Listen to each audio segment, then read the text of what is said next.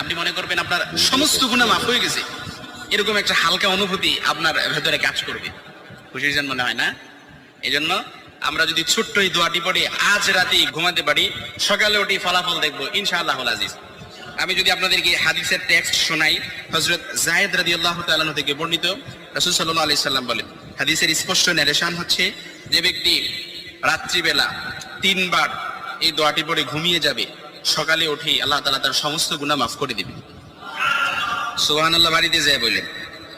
এই জন্য আজ রাতেই যদি এই দোয়াটি পড়ে ঘুমাতে পারেন, সকালে উঠে ফলাফল দেখবেন ইনশাআল্লাহুল আজিজ।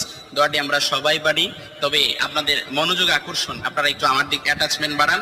আমি আপনাদেরকে বলতেছি, সবাই পারি, আমার সাথে একটু ঠোঁট মিলাবেন। আস্তাগফিরুল্লাহাল্লাযী লা ইলাহা ইল্লা হুয়াল হাইয়ুল কাইয়্যুম ওয়া আতুবু ইলাইহি লা হাওলা ওয়া লা কুওয়াতা ইল্লা বিল্লাহিল আলিয়্যিল